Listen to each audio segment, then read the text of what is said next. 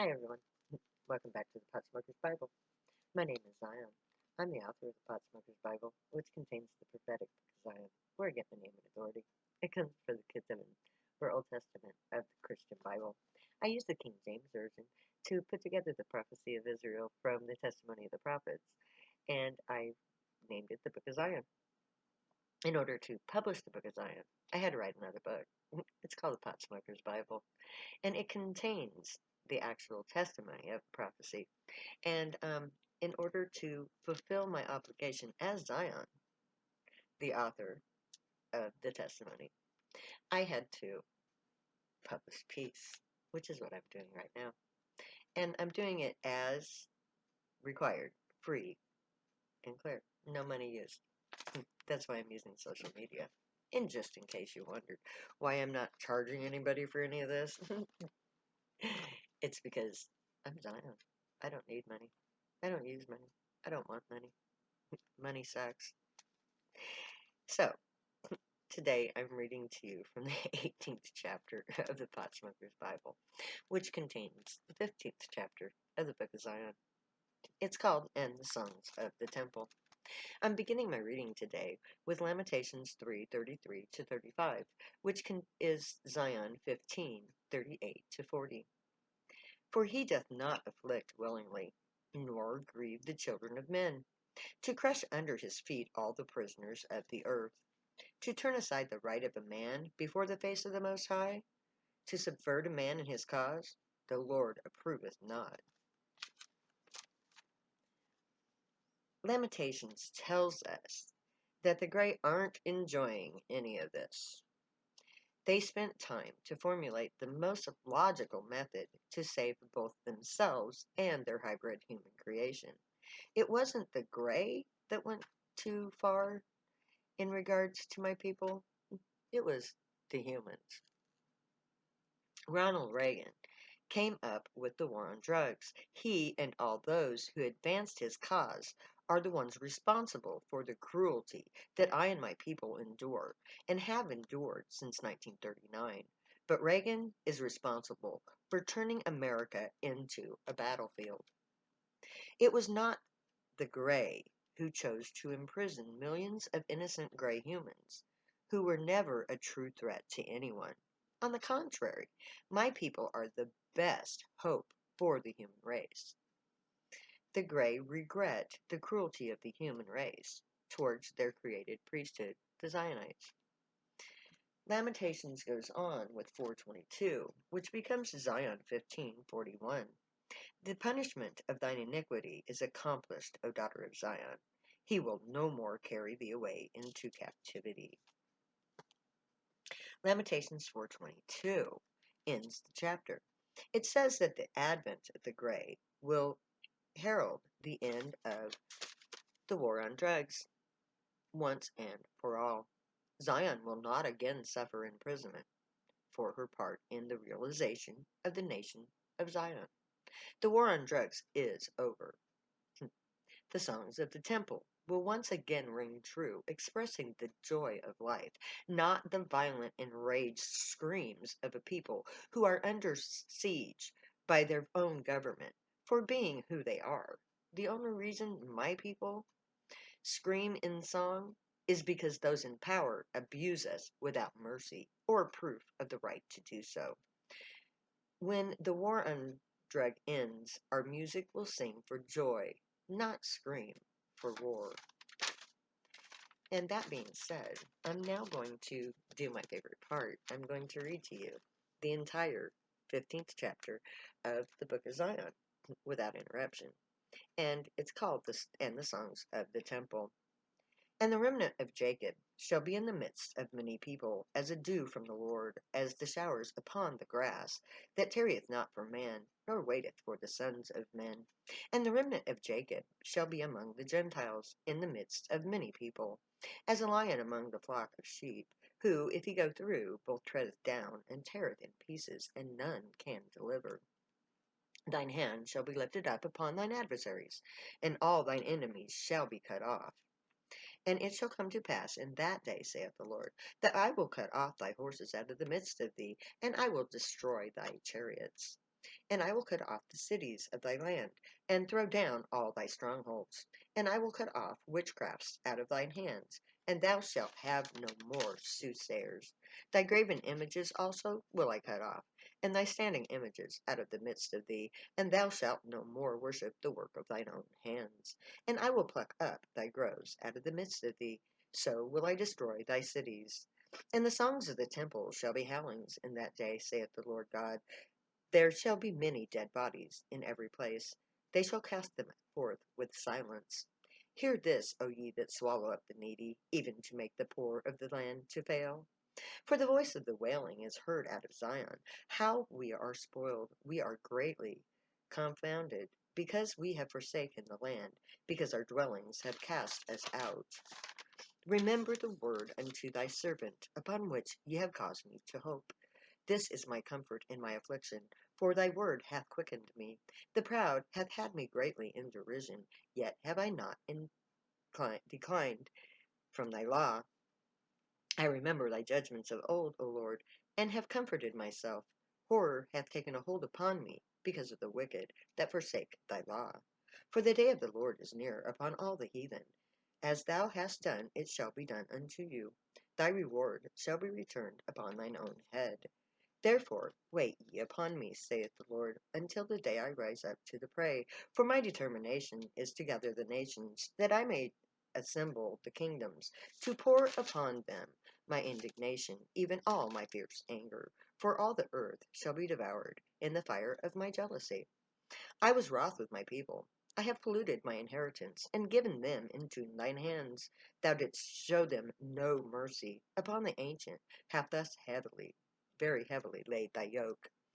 They seek vanity every one with his neighbor, with flattering lips, and with a double heart do they speak. The Lord shall cut off all flattering lips, and the tongue that speaketh proud things. Hold not thy peace, O God, my praise, for the mouth of the wicked and the mouth of the deceitful are open against me with a lying tongue. They compassed me about also with words of hatred, and fought against me without a cause. The wicked in his pride doth persecute the poor. Let them be taken in the devices that they have imagined. What do you imagine against the Lord? He will make an utter end of the affliction. It shall not rise up a second time. For while they are beholden together as thorns, and while they are drunken like drunkards, they shall be devoured as stubble fully dry. There is one come out of thee that imagines evil against the Lord, a wicked counselor. Thus saith the Lord, though they be quiet and likewise many, yet thus shall they be cut down. When he shall pass through, I have afflicted, I will afflict thee no more. For now will I break his yoke from off thee, and will burst thy bonds asunder. Woe unto them that devise iniquity, and work evil upon their beds. When the morning is light, they practice it, because it is in the power of their hands. And they covet fields, and take them by violence, and houses, and take them away. And so they oppress a man and his house, even a man and his heritage. Therefore thus saith the Lord, behold, against their families I devise an evil, from which ye shall not remove your necks, neither shall ye go hauntily, for this is an evil time. In that day shall one take up a parable against you, and lament with a doleful lamentation, and say, we be utterly spoiled. He hath changed the portion of my people. How hath he removed it from me? Turning away, he hath divided our fields. He hath also prepared for him the instruments of death. He hath ordained his arrows against the persecutors. For they speak not peace, but they devise deceitful matters against them that are quiet in the land. All the ways of a man are clean in his own eyes, but the Lord weigheth the spirits.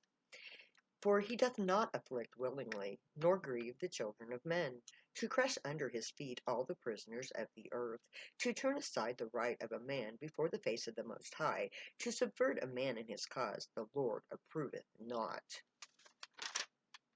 The punishment of thy iniquity is accomplished, O daughter of Zion. He will no more carry thee away into captivity. Thus ends the 18th chapter of the Potsmoker's Bible and the 15th chapter of the Book of Zion. And as you can see, we are so in the middle of this. The prophecy of Israel clearly foretells the year 2020. Everything in the prophecy has literally played out up to the point of the destruction of the great northern nation of America. I say America because America is the only nation in the north that is a melting pot, that has been put together from all sides of the earth. It is the one place that qualifies with that distinction. And if you look at the headlines right now, and don't fool yourself, there is a civil war brewing. Trump is inciting it. It looks like Republicans versus Democrats. And that's what it is. But it's not a Zionite thing. You see, in 1982, we lost our citizenship. I do not consider myself an American citizen. Neither does the American government. Because they put me in prison for my religious beliefs. No American citizen would go to prison for a religious belief. The American nation was founded on religious beliefs and the freedom to have such. So I don't consider myself to be American, so the destruction of America really is just a foregone conclusion. It is the culmination of prophecy. It is the last thing that happens before the rise of Zion. America has to implode before the people who really are Zionite can be put into a position where they'll be willing to step away and say, okay, good enough, done. And I believe that by April, we're all going to be there, all of us who are left. Because, you see, this is a purge. Life is purging us. Nature is purging us. And those who are being purged are the ones on the extreme ends of things. The Black Lives Matter really doesn't have anything to do with this. Because that is something that was. Now that Donald Trump is putting this insurrection together, Black Lives Matter is going to be shunted to the side. I mean, it literally has. When was the last time you heard of a Black Lives Matter protest? You haven't. Because now the protest is the Mega March. And there's a big difference between Black Lives Matter and megas. Because the Black Lives Matters, they're trying to right a wrong that's been going on since since the creation of the United States of America, which is the suppression of the minorities and the poor, represented by the blacks, who are the main focus. They are the face of it. But the underlying, but that doesn't matter now, because there's too much going on with Trump. And, oh God, it's, even the best case scenario is a worst case scenario, I think. Because, because of the prophecy. The prophecy says that this is the end of America as a nation. That the America that was in January will not exist next year. And that's good. Because next year is going to be the year of the controversy of Zion, I believe. Let's hope so, because that's where we want to be. So let the Grey watch over you, guide you, protect you, and keep you from all harm. And let they treat you right from wrong. May you be worthy of them. May your thoughts, words, and deeds reflect truth, good, and light, the unicorn way. Find your joy and pursue it, people. Figure out what guild you're gonna join. Stay happy and high if you do use drugs. You have every right and reason to. Believe me, I know. I wrote the book. I'm gonna say later now. because I love you all way too much to ever say goodbye.